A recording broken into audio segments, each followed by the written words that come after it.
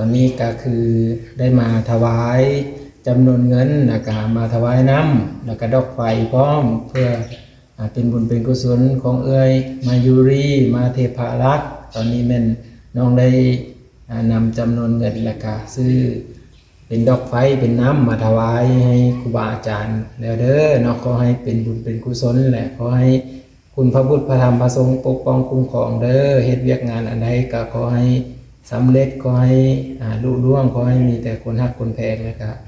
ให้ร่ำให้รวยไปเมื่อหน้าไปแล้วเนาะให้มาซ้ำนี้ก็ขอให้ได้ร้ายก็เก่าให้ได้พันเรียนร้อยเรียนขึ้นไปตปิติโยวิวาสันตุสัมภโรโควินาสันตุมาเตภวันวันตรายโยสุขี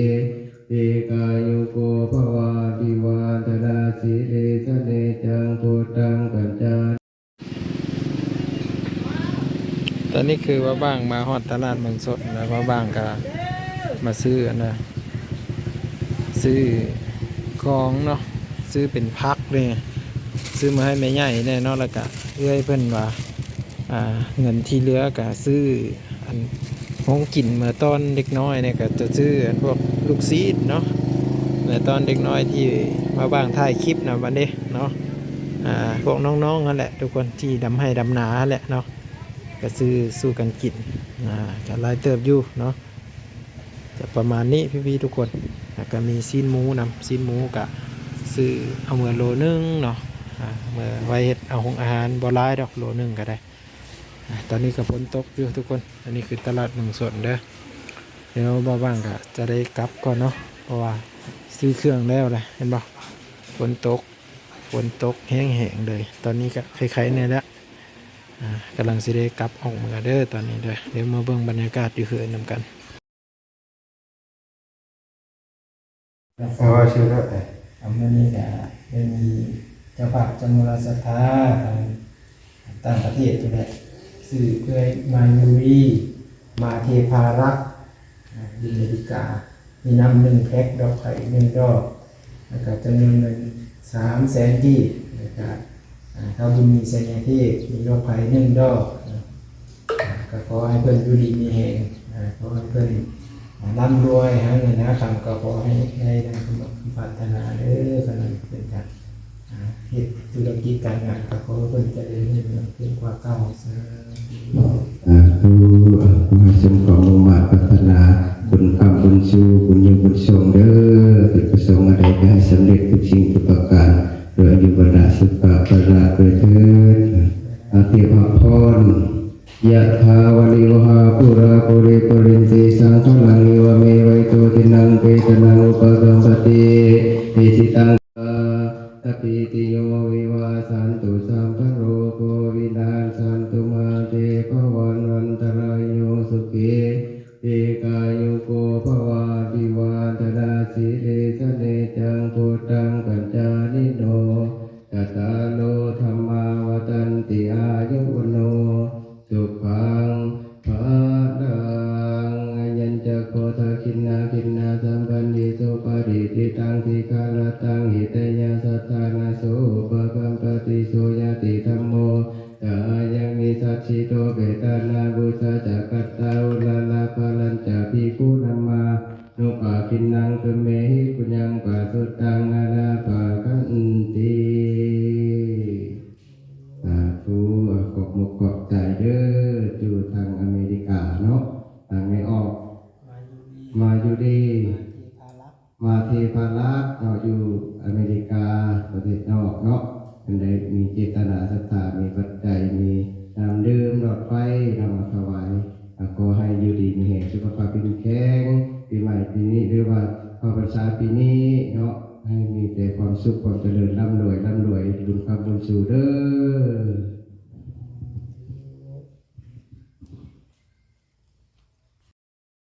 โอ้ยฝนตกเลยทุกคนเฮามารีอยู่วัดนี่เฮามาซ้นวัดนี่บัดนี้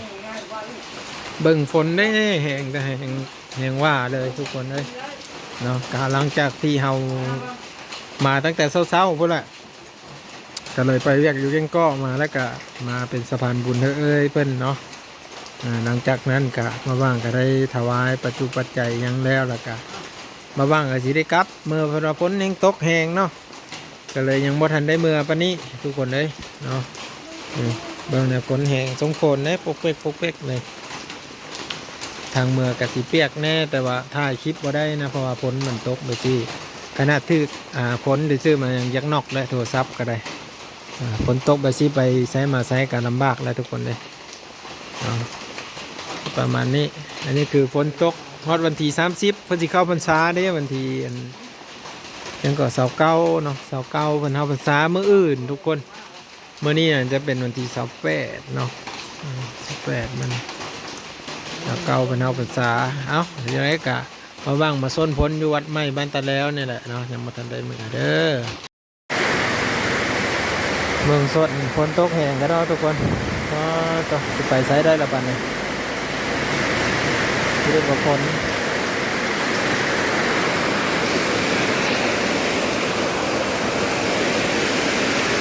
โคตรจังเลยนี่กำลัง12 โมงประมาณนี้แหละแล้วก็มาฮอดมาบ้างกับฝนจะตกเนาะมาต้นพ้นนะเพิ่นนี่อีกแบบนี้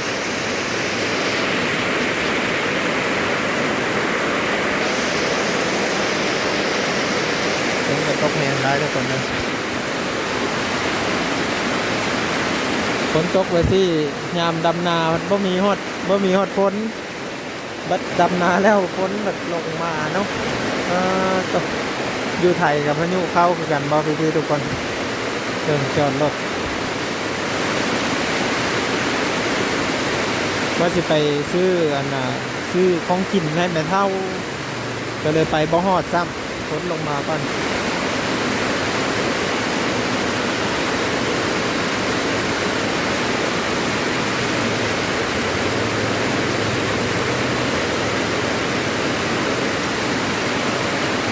ฝนโคตรแรงเลย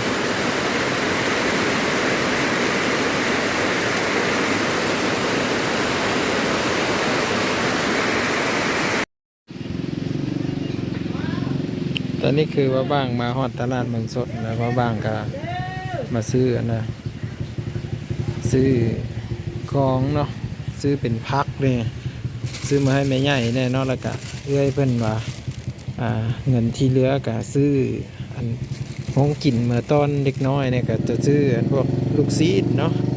เมื่อตอนเด็กน้อยที่มาบ้างถ่ายคลิปนะวันนี้เนาะพวกน้องๆนั่นแหละทุกคนที่ดำให้ดำนาแหละเนาะ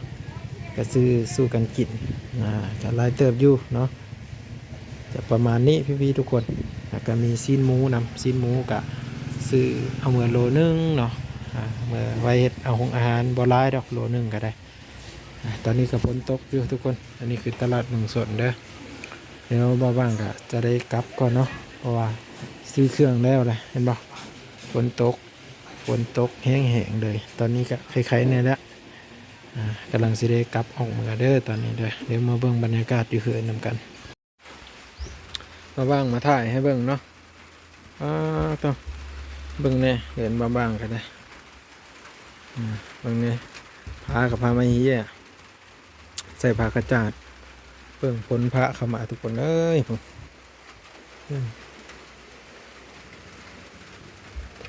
เบิ่งเนี่ยคนพาก็บ่ได้มีได้เอาผ้าดำมานี่เห็ดเอามันนี่จังมันสีดอกมันได้เลยอันนี้ค่ะผ้านี่ก็ใส่ผ้าอย่างมันนี่มันดอกแล้วก็ได้เปลี่ยนใหม่อีกดอกก็ได้เปลี่ยนใหม่พอได้ครั้งบ่มีเงินเฮ็ดทุกคนเลยประมาณนี้เนาะคุณเบิ่งบรรยากาศ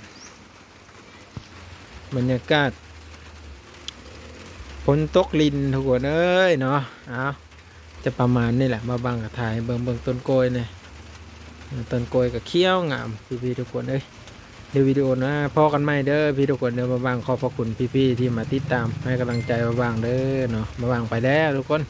สวัสดีพี่ๆมาทุกคนเด้อขอบคุณที่มาให้กำลังใจตอนนี้ก็คือได้มาถวายจำนวนเงินแล้วก็มาถวายน้ำแล้วก็ดอกไฟพร้อมเพื่อเป็นบุญเป็นกุศลของเอ้ยมายูรีมาเทพารักษ์ตอนนี้แม่นน้องได้นำจำนวนเงินแล้วก็ซื้อเป็นดอกไฟเป็นน้ำมาถวายให้ครูบาอาจารย์แล้วเด้อเนาะขอให้เป็นบุญเป็นกุศลแหละขอให้ค คุณพระพุทธพระธรรมพระสงฆ์ปกป้องคุ้มครองเด้อเฮ็ดเวียกงานอันใดก็ขอให้สำเร็จขอให้ลุล่วงขอให้มีแต่คนฮักคนแพงนะครับให้ร่ำให้รวยไปเมื่อหน้าพุ่นแลเนาะให้มาซ้ำนี้ก็ขอให้ได้หลายกว่าเก่าให้ได้1,000 เหรียญ100 เหรียญขึ้นไปพุ่นแหละ100 แสนเหรียญขึ้นไปพุ่นแหละเนาะสาธุ